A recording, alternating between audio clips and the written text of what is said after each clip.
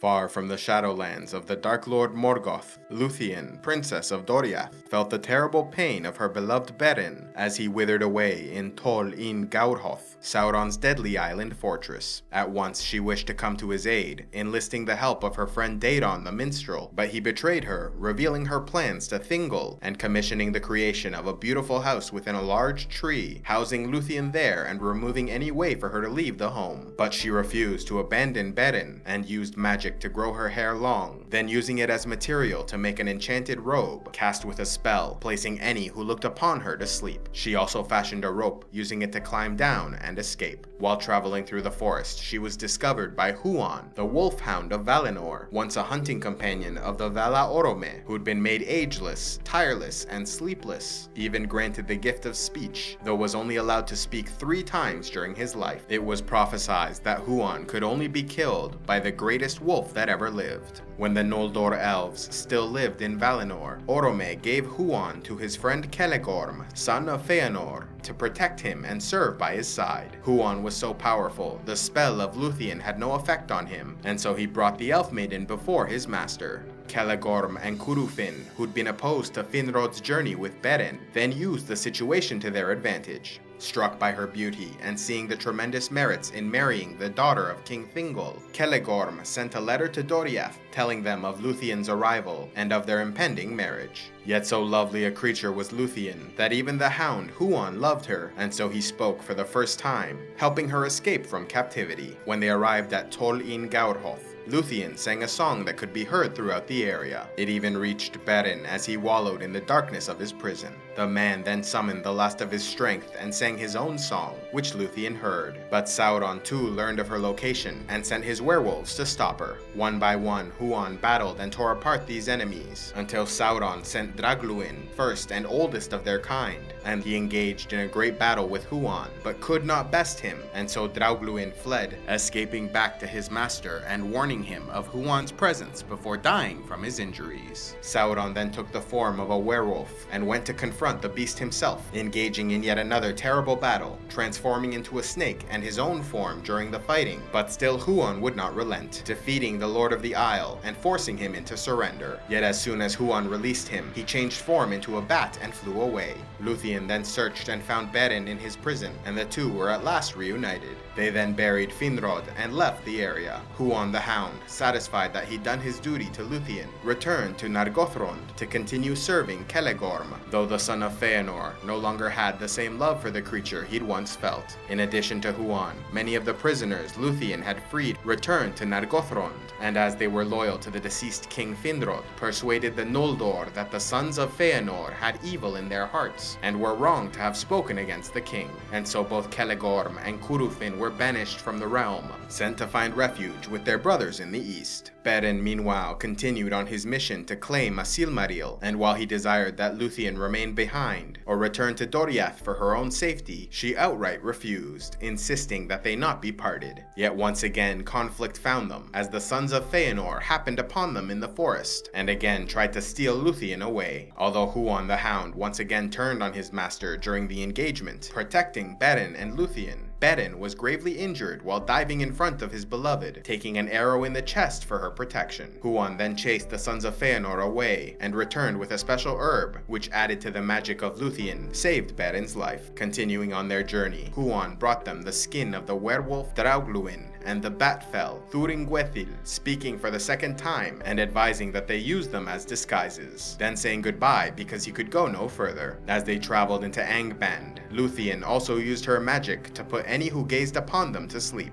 Even Karkaroth, servant of Morgoth and the most powerful werewolf to ever exist, fell to her enchantment as he looked upon them. Beren and Lúthien then snuck through the fortress of Angband into Morgoth's chamber, and even the Dark Lord could not resist Lúthien's spell, entranced by her beauty and put to sleep by her magic. Beren then cut a Silmaril from the Iron Crown, and was so elated by his success, he attempted to take a second Silmaril in the hopes of collecting all 3. However, his blade broke as he cut the second jewel, causing a shard of steel to cut Morgoth's cheek, stirring him from sleep. Beren and Lúthien, forgetting about the other jewels, then hastily made their way out of the fortress. However, Carcharoth, now awoken, confronted them as they escaped, and so Beren pulled out the Silmaril, hoping its brilliant light would scare the creature away. The werewolf instead bit off Beren's hand, swallowing the Silmaril, and immediately turned to madness as it burned his insides. Carcharoth went on a rampage, ignoring Beren and Lúthien, just as all of Angband awoke, threatening to destroy them. But then the eagles of Manwë arrived, after Huan the Hound spread word for the animals of the forest to keep watch on the couple. The eagles carried the man and Elf Maiden to safety, while Lúthien's magic again saved Beren's life.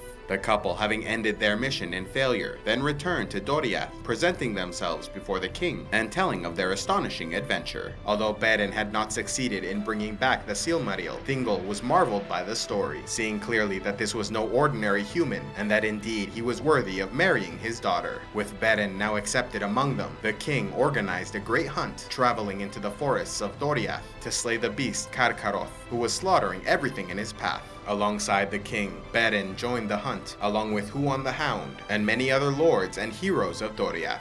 As they searched for the creature, Carcharoth was the first to attack, leaping out to kill the king. Yet Beren leaped before him with a spear, which was knocked aside as the creature bit into the human's chest. Huan then charged forth against the werewolf, engaging in a vicious battle as Beren lay dying. And while Carcharoth was defeated, Huan suffered terrible injuries, using the last of his strength to walk over to Beren and lay by his side, speaking for the third and final time to bid farewell before dying. One of Thingol's men then cut open the werewolf beast and removed the Silmaril, placing it in Beren's hand so he might fulfill his vow and present the jewel to the king. Although Beren was so badly injured he could no longer speak, he held on to life just long enough to gaze upon Lúthien one last time before dying. As was the fate of men, Beren's spirit was transported to the halls of Mandos, where he would wait for a time before leaving the world entirely. Yet even before the mighty Valar, Beren was steadfast, refusing to proceed into the afterlife until he saw Lúthien again and said a proper goodbye. Lúthien, meanwhile, could not live without his love, and so died shortly after Beren, her spirit then going to the halls of Mandos to be among the elves who would be reborn in Arda. There she sang a beautiful song of sorrow, which moved Mandos to pity, and so he went to seek counsel from Manwë, lord of the Valar, who consulted with their creator Eru to determine the fate of Beren and Lúthien.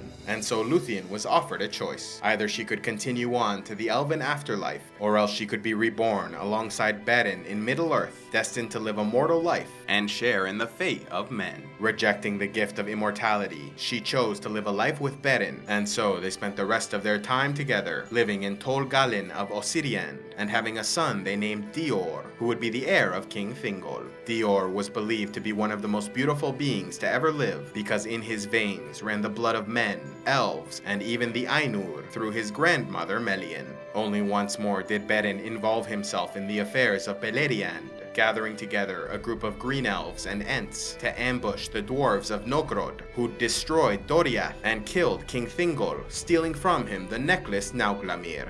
Once Thingol was avenged and the treasure recovered, Beren gave the beautiful prize to his wife Lúthien, and the two continued to live together for many years, dying a peaceful death at the same time in their old age. For thousands of years, the tale of Beren and Lúthien inspired and enthralled the peoples of Middle-earth, standing as a shining example of a love so strong none could stand between them. Further, it was the first known marriage between a human and elf, creating a bloodline that would endure until the end of the world. A special thanks to all those who contribute to Civilization X, like Sami the Fair Budhaig, Arhael the Silent Blade, and Sir Daeron of House Ashford. If you would like to help Civilization X, click on the Patreon link, and please be sure to like and subscribe, and click on the links to see more.